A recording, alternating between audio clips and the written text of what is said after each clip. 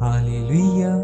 स्वागत है आप सबका मेरी भविष्यवाणियों की पुस्तक में। तो आइए हम आज के पवित्र वचन को पढ़ेंगे जो कि परमेश्वर के दास प्रेरित अंकुर यूसुफ नरूला जी के द्वारा लिखा गया है।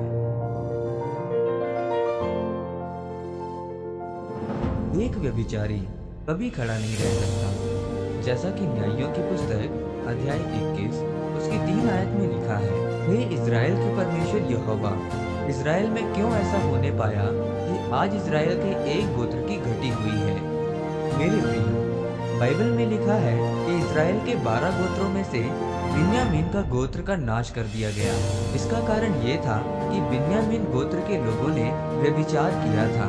परमेश्वर जब एक व्यभिचारी को देखता है तो वो उसको नाश करने की दृष्टि से देखता है। जिस समय भी देश के अगुओं ने पाप पर लगाम नहीं लगाई है, उस समय परमेश्वर ने उनको हटा दिया, क्योंकि परमेश्वर पवित्रता का परमेश्वर है। बाइबल में लिखा है कि प्रेम की पहाड़ी के देश में एक लेवी व्यक्ति रहता था, जिसने अपनी पत्नी होने के लिए बैतलहम की एक रखैल रख ली थी। और जब वो अपने देश जा रहे थे तो रात होने के कारण वो बिन्यामीन के गीबा में एक चौक पर जाकर बैठ गए। एक बूढ़ा जो खेत से काम निपटाकर आ रहा था, जब उसने उन लोगों को चौराहे पर बैठे देखा तो उनको अपने घर ले गया। वहां उस नगर में बिन्यामीनी लोग रहते थे। लिखा है, जब वो खा पी रहे थे तो नगर के निकम्मे लुच्चों ने उस घर को घेर लिया और वो पुरुष उस आदमी से गलत काम करना चाहते थे। तब वो वृद्ध बोला, ऐसा मत करो। बाइबल कहती है कि जो औरत उनके पास थी उसको उन्होंने बाहर धकेला। उन लोगों ने उसके साथ व्यभिचार किया, इसलिए वो औरत सुबह तक मर गई। जब आप बाइबल में आगे पढ़ते हैं तो उस आदमी ने, जिसकी वो पत्नी थी, उसके 12 टुकड़े किए और उन 12 टुकड़ों को इज़राइल में भेज दिया। इज़राइलियों ने ऐसे लाश के 12 टुकड़ों को देखा तो उनको घिन आई कि ये किसने किया।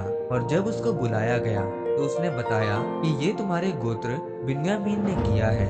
तब इज़राइलियों ने ये फैसला किया कि हम उसका न्याय करेंगे, और उन्होंने बिन्यामीन गोत्र को ये संदेश भेजा कि जितने लुच्चे लोग जिन्होंने ये कुकर्म किया है हमारे हाथ में सौंप दिए जाएं, ताकि हम उनको मृत्युदंड दे सकें। जब उन्होंने ऐसा ना किया तो बाइबल ये कहती है कि उन्होंने ये फैसला किया कि वो जाकर बिन्यामीन के खिलाफ लड़ेंगे।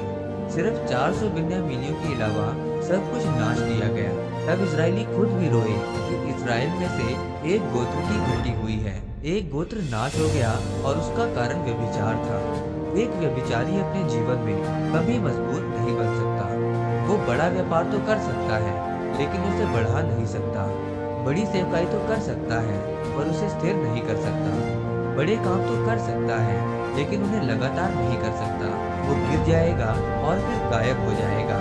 एक गलती ने पूरे गोत्र को खत्म कर दिया।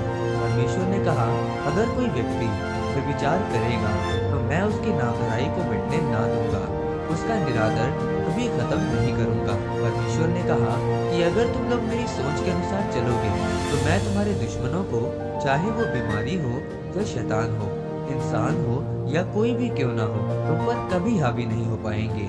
इसीलिए मेरे प्रियो, पवित्रताई वाला जीवन व्यतीत करें, बाइबल के वचनों के अनुसार चलें, ताकि आप परमेश्वर की आशीषों को ले सकें। आमीन।